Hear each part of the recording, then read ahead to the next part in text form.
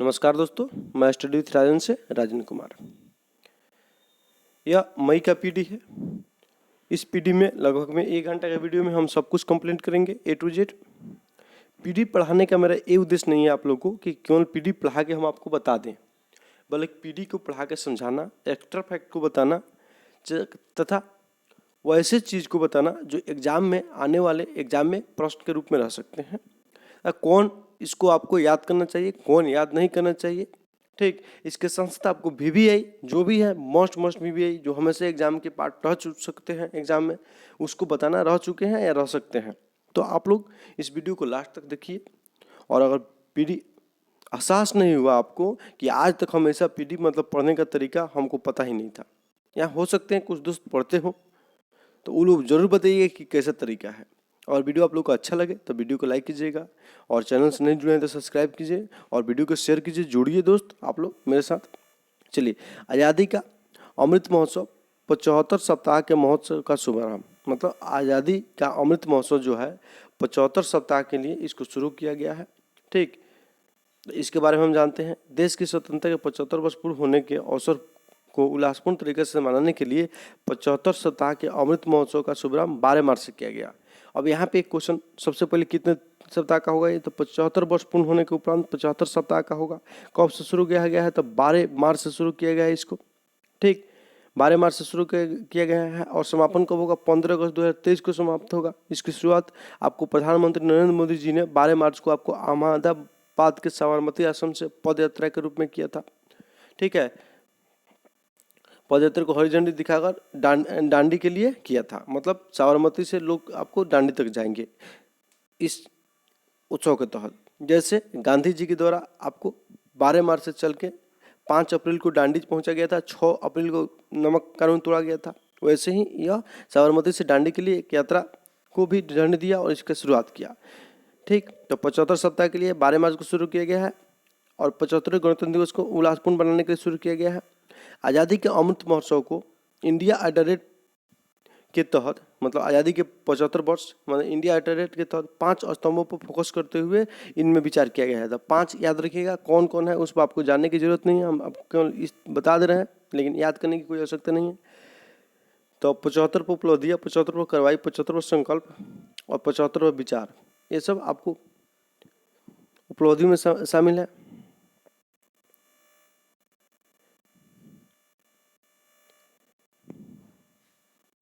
इस अवसर पर उन्होंने कई कार्यक्रम भी शुरू किए। कार्यक्रम में आपको एक लोकल फॉर वोकल कार्यक्रम आपको चल रहा है, मोदी गवर्नमेंट का, मतलब भारत सरकार का योजना है, जिसमें लोकल को बढ़ावा देना, आत्मनिर्भर भारत को बढ़ावा देना है, ठीक। इसके तहत इसके लिए लोकल फॉर वोकल को बढ़ावा देने के लिए एक अंगूठे चरखा अभियान का शुभारंभ प्रधानमंत्री मोदी ने आपको इंडिया एट द रेट की वेबसाइट पर किया, मतलब चरखा महोत्सव का शुभारंभ भी इस अवसर पर उन्होंने किया, ठीक। इसके बाद हम आगे आते हैं। आगे जो न्यूज होगा यहाँ पे 12 मार्च 2021 को शुरू हुए 75 सप्ताह के इस महोत्सव का समापन 15 अगस्त 2023 को होगा। याद रखिएगा, 12 मार्च 2021 को शुरू रहे और आपको 15 अगस्त 2023 को खत्म होगा 75 सप्ताह के लिए। इतना बात आप लोग को यहाँ पे याद करना है, जिसको याद करना है उसको हम बता दिए। आगे हम बढ़ते हैं जल शक्ति अभियान का दौरान।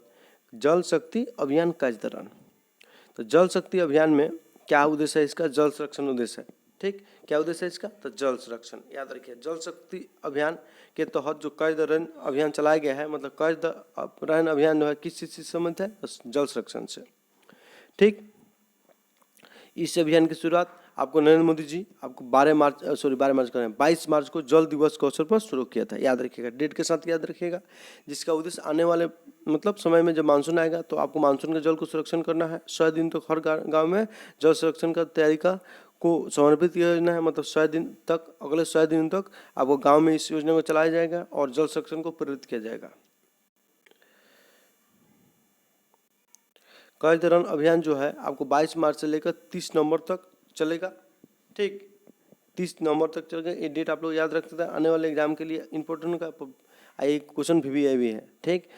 केन बेतवा लिंक परियोजना हेतु मध्य प्रदेश और उत्तर प्रदेश की सरकारों के बीच सहमति। याद रखिए, केन बेतवा लिंक किस किस राज्य के बीच का समझौती है, तो उत्तर प्रदेश और मध्य प्रदेश। मतलब केन बेतवा नदी पर विवाद किन के बीच था? उत्तर प्रदेश और मध्य प्रदेश में, ठीक। और जिस पर सहमति हो गया है। अब पूर्व प्रधानमंत्री अटल बिहारी नेहरू के कार्यकाल में आपको महत्वाकांक्षी परियोजना नदी जोड़ो परियोजना को शुरू किया गया था, जिसका उद्देश्य अनेक नदियों को जोड़कर सूखा प्रभावित इलाकों में सिंचाई को बढ़ावा देना तथा बाढ़ प्रभावित इलाकों को बाढ़ से राहत देना, इसका मुख्य उद्देश्य था। इसी के तहत केन बेतवा नदी को जोड़ा जाएगा। जोड़ने के लिए आपको एक छोटा सा नहर बनाया जाएगा, बांध भी बनाए जाएंगे, ये सब काम किया जाता है। बाद में आपको मेन जो बांध है, याद रखिएगा, दौधन बांध का निर्माण किया जा रहा है। दौधन बांध का निर्माण केन बेतवा लिंक के लिए किया जा रहा है, ये आपके लिए यहाँ पे इंपॉर्टेंट होगा। इस परियोजना से केन बेतवा परियोजना से बुंदेलखंड जो क्षेत्र पड़ता है मध्य प्रदेश उत्तर प्रदेश में, उस क्षेत्र में सिंचाई सुविधा बढ़ेगी और वहाँ उसके लिए वरदान साबित होगा। ऐसा बात इस समझौता में किया गया है, कहा गया है, ठीक। चलिए आगे हम आते हैं। आगे जब आएंगे तो इसमें न्यूज़ है मैरीटाइम इंडिया समिट 2021, समुद्री सुरक्षा और तटीय सुरक्षा को बढ़ावा देने के लिए यह समझौता आपको आयोजित किया गया था भारत के पोत परिवहन एवं जलमार्ग मंत्रालय के द्वारा 2 से 4 मार्च तक आयोजित किया गया था, ठीक है, जो वर्चुअल तरीके से आयोजित किया गया था। इसी में निर्णय किया गया कि 4 मार्च को आपको चाहबार दिवस मनाया जाएगा। 4 मार्च को चाहबार दिवस मनाया जाएगा। चाहबार दिवस आपको चाहबार जो बंदरगाह है वो आपको ईरान में भारत के द्वारा डेवलप किया जा रहा है, जिसका उद्देश्य आपको ईरान के साथ साथ अफगानिस्तान आदि क्षेत्रों में कनेक्टिविटी को बढ़ावा देना है, ठीक। तो ये आपको इंडियन मैरीटाइम समिट किसके द्वारा आयोजित किया गया था? तो भारत पोत पतन परिवहन और जलमार्ग मंत्रालय द्वारा ऑनलाइन आयोजित किया गया था। याद रखिएगा, चाहबार दिवस 4 मार्च को निर्णय लिया गया है। अब चाहबार जो भारत ईरान में बना रहा है, तो उसी के पास ग्वादर जो है बंदरगाह चीन के द्वारा पाकिस्तान में बनाए जा रहे हैं, याद रखिएगा। हम्बन टोटा जो बंदरगाह है चीन के द्वारा लीज पर लिया गया है, किससे? तो श्रीलंका से। इसके साथ साथ सितुए पोत जो है म्यांमार में भारत के द्वारा डेवलप किया जा रहा है। तो ये सब आपको इंपॉर्टेंट फैक्ट है, याद रखना चाहिए। PSLV C51 के द्वारा ब्राजील के अमेजोनिया वन सहित 19 उपग्रहों का एक साथ प्रक्षेपण, मतलब PSLV 51 के जरिए आपको ब्राजील का अमेजोनिया उपग्रह को प्रक्षेपण किया गया है। इतना बात आप लोग याद रख सकते हैं, इसी का जरूरत है। और PSLV polar satellite launch vehicle, GSLV geosynchronous satellite launch vehicle.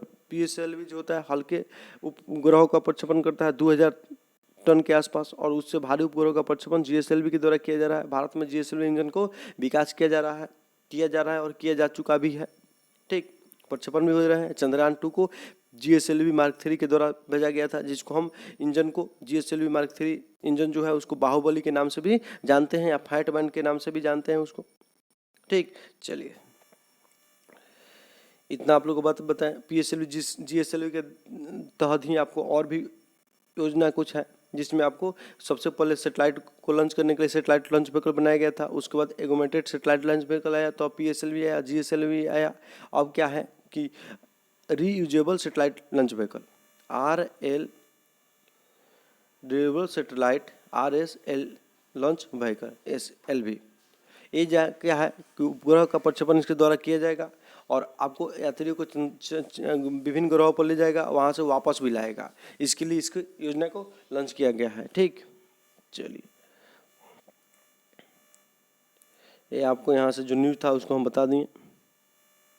अब अंतरिक्ष जो उड़ान है उसको व्यावसायिक बनाने के लिए पहले एट्रिक्स का गठन किया गया था 1992-93 में, और फिर एक और आपको वाणिज्यिक उपग्रह न्यू स्पेस इंडिया का गठन किया गया है। ये आपको वाणिज्य मतलब व्यापार का बढ़ावा देगा उपग्रहों का, विभिन्न देशों से समझौता करेगा। समझौते के तहत ही, इसी समझौते के तहत न्यू स्पेस इंडिया के द्वारा किए गए समझौते के तहत ही आपको ब्राजील का अमेजोनिया उपग्रह को प्रक्षेपण किया गया है। इस सब आगे हम बढ़ते हैं।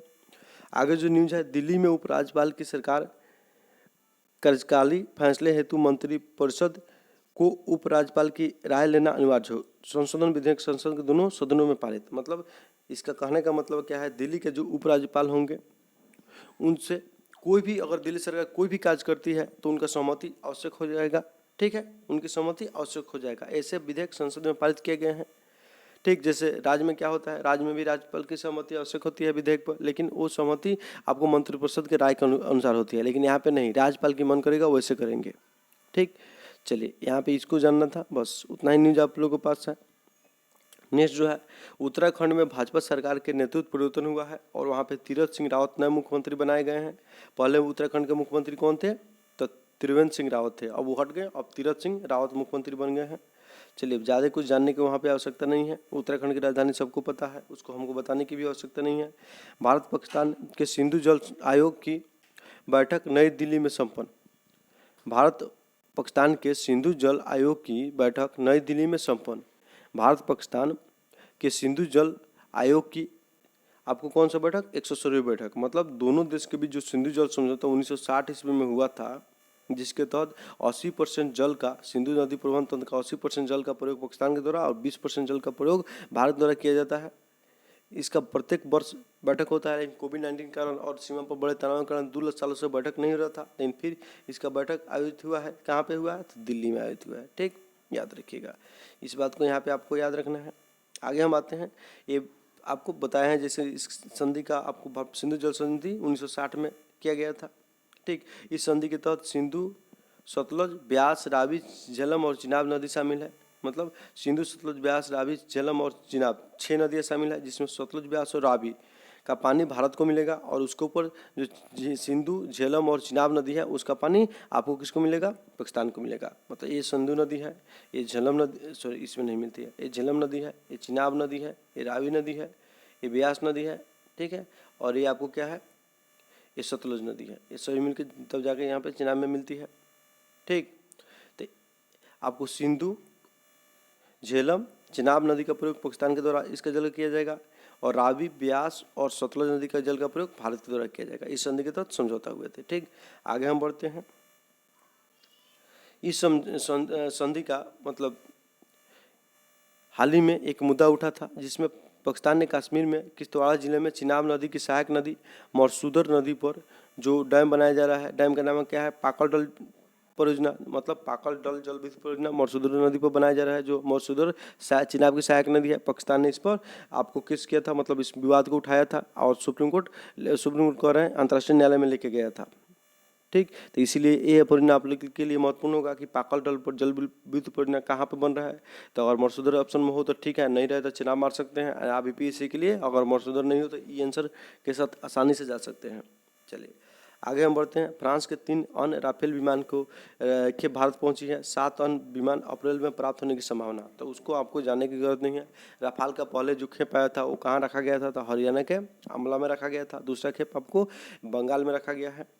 ठीक है, और राफेल फ्रांस की नज़र है, जिसमें 36 विमानों को सौदा किया गया है। याद रखिएगा कितने? तो 36 विमान का समझौता किया गया है। 2023 तक आपको 36 के 36 विमान आपको मिल जाएंगे। ठीक, इस बात याद रखिएगा। और ये समझौता 2016 में किए गए थे। ठीक है, और राफेल का निर्माण कौन कर रहा है? डाल्टन एविएशन कंपनी के द्वारा किया जा रहा है। ये बात आपके लिए इंपॉर्टेंट है। सेना को दूध की आपूर्ति करने वाली 132 वर्ष पुरानी मिलिट्री फॉर्म सेवा बंद की गई। सेना की दूध की आपूर्ति करने वाली 132 वर्षीय मिलिट्री फर्म सेवा क्या की गई? बंद की गई। कोई गरज नहीं है आपको याद करने का, इसका न्यूज फालतू है, नहीं पूछेगा कभी। हरियाणा के मुख्यमंत्री खट्टर के नेतृत्व वाली भाजपा जाजपा गठबंधन सरकार के विरुद्ध अविश्वास प्रस्ताव खारिज हो गए। मतलब अविश्वास प्रस्ताव जो इनके विरुद्ध आया था खत्म हो गया। मतलब हरियाणा का मुख्यमंत्री कौन है ऐसा निष्कर्ष निकलता है? तो मनोहर लाल खट्टर। गठबंधन सरकार वहाँ पे है, कौन कौन? भाजपा और जाजपा का सरकार है। ये बात आप लोग याद रखिएगा। आगे आते हैं। कोरोना टीकाकरण के अगले दौर में 45 वर्ष से अधिक उम्र के सभी लोगों को शामिल किया गया है। तो अब तो 18 वर्ष से ऊपर के सभी लोगों को टीका दिया जा रहा है, जिसमें 2 वैक्सीन कोवैक्सीन और कोविशील्ड दिया जा रहा है। कोवैक्सीन का निर्माण भारत बायोटेक के द्वारा किया गया है। ये वैक्सीन पूर्णतः स्वदेशी है। कोविशील्ड का निर्माण Pune serum institute of India जो पुणे में है उसके द्वारा किया जा रहा है। इस कोविशील्ड का निर्माण ऑक्सफोर्ड के द्वारा किया गया है और उत्पादन भारत में हो रहे हैं। तो इस पूर्णतः स्वदेशी नहीं है, लेकिन उत्पादन भारत में हो रहे हैं। इसके साथ साथ स्पुतनिक जो वैक्सीन है भारत सरकार द्वारा मंजूरी मिली है, उसका भी उत्पादन कार्य अब शुरू होने वाले हैं और उसका आपको रूस के द्वारा गामा यूनिवर्सिटी के द्वारा उसको डेवलप किया गया। ठीक, इसको याद रखिएगा। अब आते हैं नेक्स्ट न्यूज हम अंतर्राष्ट्रीय घटनाक्रम में। तो अंतर्राष्ट्रीय घटनाक्रम में जो न्यूज होगा हमारा, क्वाड की पहली शिखर वार्ता वर्चुअल तरीके से संपन्न। क्वाड की पहली शिखर वार्ता जो होगी वर्चुअल तरीके से संपन्न हुई। पहली शिखर वार्ता मतलब राष्ट्र अध्यक्षों के द्वारा पहली बार भाग लिया गया है। मोस्ट इम्पोर्टेंट, तो किस तरह से संपन्न हुआ है? तो वर्चुअल। अब आपसे क्वेश्चन पूछेगा कि क्वाड है क्या? तो क्वाड क्या है? सबसे पहले इसका फुल फॉर्म जानते हैं। तो क्वाड्रिलेटरल सिक्योरिटी डायलॉग। 66 बीपीएससी में इस तरह से क्वेश्चन पूछ चुका है कि क्वाड्रिलेटरल सिक्योरिटी डायलॉग में निम्नलिखित में से कौन से मेंबर नहीं थे। उसमें चीन भी ऑप्शन था, तो चीन उसका आंसर नहीं होगा। तो क्वाड का मेंबर कौन कौन है, तो याद रखिएगा आप लोग, जापान है, अमेरिका है, ऑस्ट्रेलिया है, भारत है। इन लोगों का उद्देश्य हिंद प्रशांत क्षेत्र जो है उस क्षेत्र में आपको स्वतंत्र नौगमन और किसी खास देश के प्रभुत्व को खत्म करना है। मेन टारगेट इनका चीन है, लेकिन कभी भी इस समझौता के तहत नहीं बोला गया है कि हमारा टारगेट चीन है, लेकिन टारगेट चीन ही है। ठीक, तो क्वाड की पहली शिखर संपन्न आपको वर्चुअल तरीके से शुरू हुआ है। क्वाड का फुल फॉर्म क्या होता है बता दिए, क्वाड के मेंबर कौन कौन है बता दिए। क्वाड शब्द का जो बात है उसको जापान के पूर्व प्रधानमंत्री आपको इस 2008 में इसके बारे में बताए थे, जो शिंजो एबे करके प्रधानमंत्री थे, जो हाल ही में रिटायर हुए हैं स्वास्थ्य कारणों से। अब योदो सुगा वहाँ के प्रधानमंत्री बने हैं। ठीक, उसी तरह से आपको अमेरिका के राष्ट्रपति जो बाइडेन अभी हाल में है, ऑस्ट्रेलिया के प्रधानमंत्री स्कॉट मॉरिस कभी कभी क्वेश्चन पूछ देता है। ठीक है, और जापान का प्रधानमंत्री योशिहिदे सुगा है। चलिए आगे हम आते हैं, इसको जानने की आपको जरूरत नहीं है। हाँ, इसके तहत ये बोला जाता है कि एक यूएनओ का कानून है, यूनाइटेड नेशन का समुद्र सुरक्षा से संबंधित United Nation Convention on the Law of the Sea, इसको ऑनक्लोज कहते हैं, ऑनक्लोज CLOAC कहते हैं। ठीक है, इसका फुल फॉर्म होता है। इसी के तहत ठीक समुद्र में स्वतंत्र व्यापार का अनुमति दिया जाता है। तो इसी कानून को लागू करने के बाद इसमें किया गया है। तो याद रखिएगा इस कानून के बारे में, ये क्या है थोड़ा सा संक्षेप में, कहीं क्वेश्चन पूछ दे तो आप लोग आसानी से निकाल के लेके चलिएगा। नेक्स्ट जो क्वेश्चन है, संयुक्त राष्ट्र मानवाधिकार परिषद में श्रीलंका का विरोध लाए गए प्रस्ताव पर भारत ने अनुपस्थिति दर्ज किया। मतलब संयुक्त राष्ट्र मानवाधिकार परिषद जो संगठन है उसमें श्रीलंका के विरोध में प्रस्ताव आया गया था कि वहाँ पे क्या किया गया, मानवाधिकार का उल्लंघन किया गया था गृह युद्ध के दौरान, लिटे के पतन के दौरान आम नागरिकों की हत्या भी की गई थी। तो सबसे पहले हमारा प्रश्न उठता है कि यहाँ पर संयुक्त राष्ट्र मानवाधिकार परिषद क्या है। ठीक है, तो मानवाधिकार की रक्षा के लिए इसका गठन किया गया था। इसका सदस्य 47 सदस्य होता है। ठीक, इसके सदस्य 3 वर्ष के लिए निर्वाचित होते हैं। भारत में अभी यहाँ पे सदस्य है। ठीक, याद रखिएगा, तो इस सदस्यों का कार्यकाल 3 वर्ष का होता है, 47 सदस्य है। इसका गठन जब 2006 में हुआ था तो सबसे पहले जो मुकदमा दायर की गई थी, म्यांमार के लोकतंत्र समर्थक, क्या नाम है उनका आप लोगों को पता होगा। ठीक, म्यांमार के लोकतांत्रिक नेता आंग सान सू के द्वारा पहला मुकदमा इसमें दायर किया गया था। ठीक, यहाँ से यही निष्कर्ष निकलेंगे, बाकी सब आपको नहीं है। हथियारों की खरीद में सऊदी अरब के पश्चात भारत का दूसरा स्थान बरकरार है। हथियारों की खरीद में सऊदी अरब के पश्चात भारत का दूसरा स्थान बरकरार, मतलब सबसे अधिक हथियार का आयात कौन करता है, सऊदी अरब, उसके बाद भारत करता है। अमेरिका सबसे अधिक निर्यात करता है और आपको रूस दूसरे स्थान पर है। ये जो रिपोर्ट जारी करता है कौन जारी करता है, सिप्रिक जारी करता है। ठीक, इसका नाम क्या है, थिंक टैंक, स्विट्जरलैंड की थिंक टैंक है Stockholm International Peace Research Institute, मतलब SIPRI, Stockholm International Peace Research Institute SIPRI द्वारा प्रतिवर्ष जारी की जाती है। ठीक, ये बात याद रखिएगा। अब इस रिपोर्ट की जो मुख्य बातें हैं उसको हम आपको बताने जा रहे हैं। मतलब हथियार के खरीद बिक्री से समय जो रिपोर्ट जारी करता है कौन जारी करता है, सिप्री। सिप्री का फुल फॉर्म क्या होता है, Scott international Peace Research institute, मस्ट में भी यही। ठीक, अब प्रथम स्थान पर जानते हैं कि सबसे अधिक निर्यात करने वाला देशों में अमेरिका, दूसरे स्थान पर रूस। अमेरिका सबसे अधिक निर्यात जो करता है सऊदी अरब करता है, दूसरे स्थान पर भारत है। उसके साथ साथ हम आते हैं सबसे अधिक हथियार आयात करने वाले में सऊदी अरब है, दूसरे नंबर पर भारत है। सऊदी अरब अमेरिका से और भारत रूस के द्वारा से निर्यात करता है, याद रखिएगा। आगे आते हैं, पृथ्वी के निकट से गुजरा एफोसिस क्षुद्रग्रह। एफोसिस क्षुद्रग्रह जो है पृथ्वी के निकट से गुजरा है, इसको आप लोग याद रखिएगा। ठीक, इसके साथ साथ आपको एक बात याद रखना है यहाँ पे कि क्षुद्रग्रह जो होते हैं मंगल और बृहस्पति के बीच में स्थित है।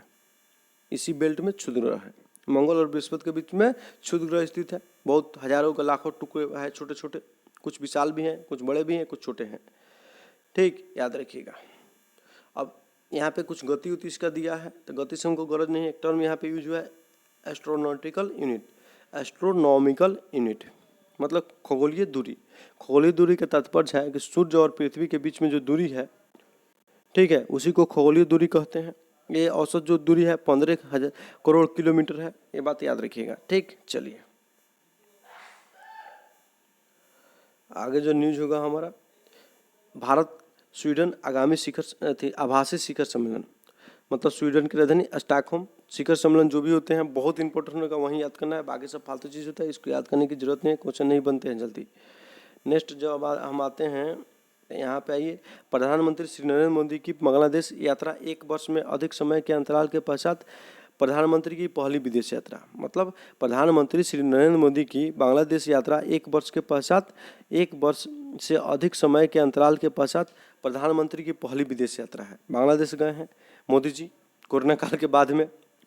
ठीक, तब बांग्लादेश के जो क्यों गए हैं, तो बंग बंधु जो थे शेख मुजीबुर रहमान, जो बांग्लादेश के प्रथम राष्ट्रपति भी थे, उनके जन्म का 100 वर्ष पूरा हुआ है। इसके साथ साथ आपको बांग्लादेश की आज़ादी के 50 साल भी पूरे हुए हैं। तो दोनों कार्यक्रमों को एक साथ मनाया जा रहा है, जिसमें विभिन्न देशों के पड़ोसी देश जो है भारत के, उनको निमंत्रित किया गया था, जिसमें श्रीलंका में म्यांमार, भूटान, भारत के राष्ट्राध्यक्ष वहाँ पे गए थे, सब लोग बारी बारी से गया था, जिसमें मोदी जी भी थे।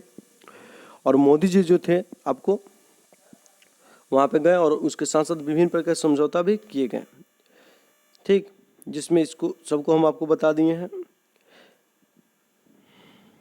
अब कुछ नाम यहाँ पे याद रखिएगा, क्वेश्चन पूछते रहता है। भारत के प्रधानमंत्री नरेंद्र मोदी है, आपको पता है। नेपाल के राष्ट्रपति श्री विद्या देवी भंडारी है, ये भी पता है आप लोग को। श्रीलंका का प्रधानमंत्री महिंद्रा राजपक्षे गोटबे राजपक्षे राष्ट्रपति हैं, याद रखिएगा। मालदीव के राष्ट्रपति इब्राहिम मोहम्मद सोलेह हैं। भूटान के प्रधानमंत्री लोत्या शेरिंग है, लोटिया शेरिंग है। मतलब 2 बार 4 बार पढ़िएगा, याद हो जाएगा, न्यूज में आते रहते हैं लोग, थोड़ा सा ध्यान दीजिएगा तो याद हो जाएगा। और मोदी जी का यह जो यात्रा है, अभी हाल ही में उनके द्वारा उनके लिए एक विमान खरीदा गया है, जो अमेरिका से मंगाया गया है। उसी विमान पे बैठ के गए थे। नाम क्या है? VVIP बोइंग 777 विमान। मतलब विमान का नाम क्या है? बोइंग 777 विमान से वो यात्रा गए, यात्रा अपना संपन्न किए। आगे हम बढ़ते हैं। इस यात्रा के दौरान आपको बंग बापू म्यूजियम का उद्घाटन कोलकाता में किया गया, ये भी आप लोग याद रखिएगा। ठीक, ये भी बात याद रखिएगा। आगे हम बताएंगे और बहुत सारे काम किए गए हैं, जिसमें सबको बता रहे हैं। इसके साथ साथ जो कार्यक्रम मनाया जा रहा है, शेख मुजीबुर रहमान के लिए घोषित वर्ष 2020 का गांधी शांति पुरस्कार भी आपको उनकी पुत्री शेख हसीना और शेख रेहना को भेंट किया गया। मतलब 2020 के लिए गांधी शांति पुरस्कार जो भारत के द्वारा दिया जाता है, उसको किनको दिया गया? शेख मुजीबुर रहमान को दिया गया है 2020 के लिए। और 19 के लिए सैयद मोहम्मद आपको काजिम को दिया गया है, जो ओमान के शासक थे, याद रखिएगा। नेक्स्ट आते हैं हम, तीस्ता नदी जल विवाद। तीस्ता नदी जल विवाद जो है आपको भारत और बांग्लादेश के बीच में है, याद रखिएगा। ठीक, चलिए आगे आते हैं। फेनी नदी जो है आपको, ये भी विवाद भारत और बांग्लादेश के बीच में है। ठीक, इसके अलावा और नदी, छोटी छोटी नदी है जिस पर बांग्लादेश और भारत के बीच विवाद है। मनु, मोहरी, खोई, गुमटी, धारली, दूध कुमार, ये सब आपको याद रखने की जरूरत नहीं है। फेनी नदी और आपको तीस्ता नदी याद रखिएगा। फेनी नदी थोड़ा चर्चा में भी आया है, क्योंकि उस पर पुल बनाए गए हैं दोनों के बीच में, इसीलिए। तीस्ता नदी का उद्गम जो होता है कहाँ पे होता है, याद रखिएगा। इसका उद्गम जो होता है सिक्किम में होता है। पहले, अभी तो ये आपको ब्रह्मपुत्र की सहायक नदी है तीस्ता नदी, लेकिन पहले क्या थी, 200-300 वर्ष पहले एक गंगा की सहायक नदी थी। लेकिन जब ये तीस्ता नदी ने अपना मार्ग बदला, तो उसके बाद ये बांग्लादेश की ब्रह्मपुत्र की सहायक नदी हुए। ठीक, तो अभी तीस्ता नदी किसकी सहायक नदी है? तो ब्रह्मपुत्र की। कहाँ से निकलती है? तो सिक्किम से निकलती है। आगे हम बढ़ते हैं।